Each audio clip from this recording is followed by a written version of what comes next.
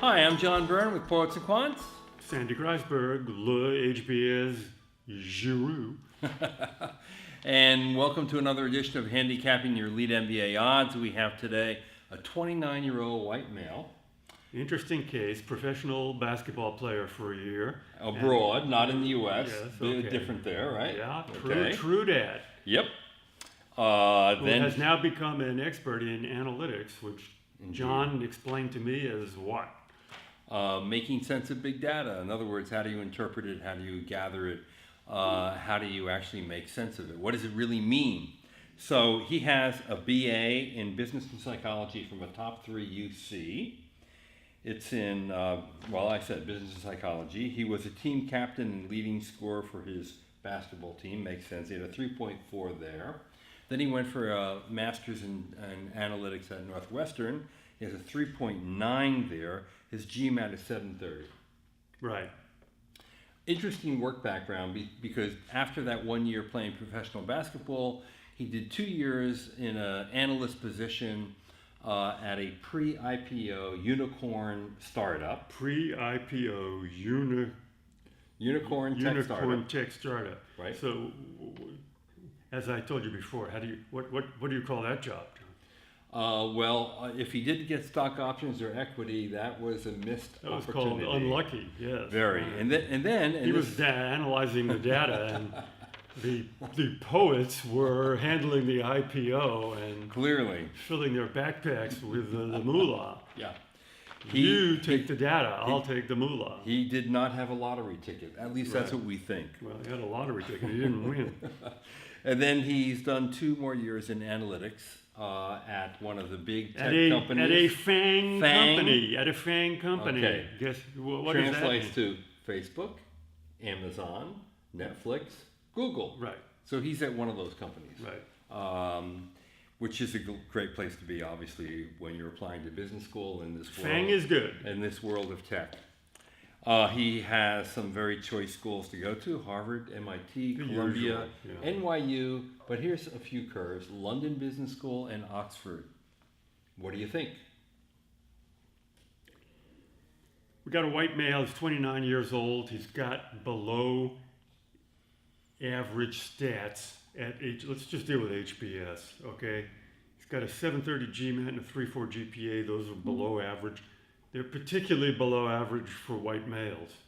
So the question becomes... Yeah, because the median at Harvard is 730, but that's dragged down a bit by underrepresented minorities and special cases. Yeah, the median right? GMAT at Harvard for white males. What do you think it is? 750? Yeah, 740. Yeah, 740. Because the median GMAT today at Chicago Booth is 740. Believe it or not. You're kidding. Nope. Yikers. Latest class, 740 median.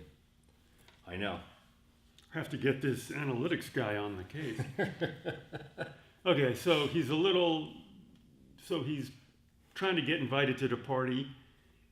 He's for a white male, he's a little below average, so the question is, why should we take him? Analytics is a hot area. He's working for a FANG company. Professional basketball is something I'll give, a little bit of a tiny gold star to. Takes a lot of discipline. Yeah, to play at that and a level. lot of talent, and Yeah. and people like it. And adcoms are sometimes jocks, sometimes not.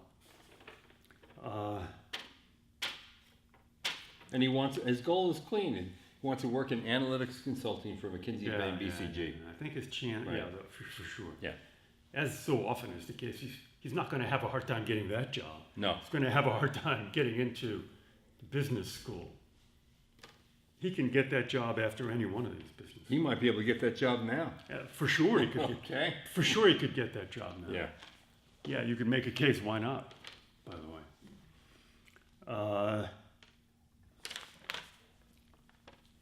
Harvard. Yeah, I think he's getting in. I think do. there's just enough there to tilt it over. So I'm going to call his odds like 35-40%. That's getting in, and that also picks up the possibility of screwing the interview. And what's making a difference for him is where he works. FANG and analytics. Hot company, hot area. Yeah. And right. Yeah, and And the other stuff is cosmetic. There's no doubt with a 730 and a 3.9 GPA as a master's, he's going to not be able to do the work. No, That's just beauty contest. Absolutely. Right. No doubt about it. So that's Harvard. And then the other MIT places- Sloan.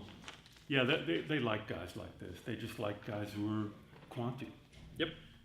So you think 40%? Yeah, he should. Sloan interview process. That's an interesting question, John. How many people does Sloan interview and how many get in? Do you know that? No. I would say, but I'm going to guess. 60%.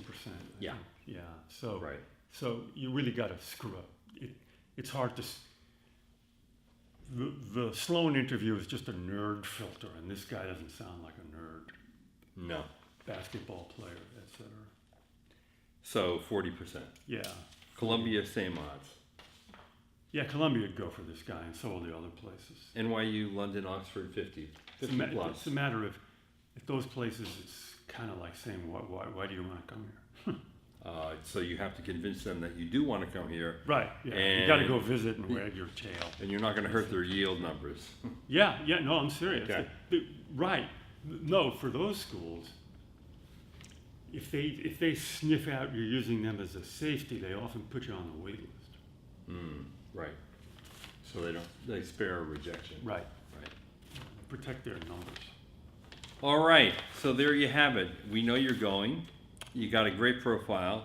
Really some interesting background here in terms of what you've done. Analytics. And it's analytics hot. is super hot. It's hot. Whatever So it is means. Google and Facebook and the rest of the FANG group. This is Sandy and John's analytics on your case, friend.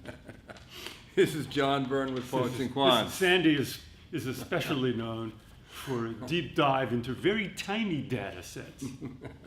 Like, oh, the middle initial of this guy is J. You know, what does that mean?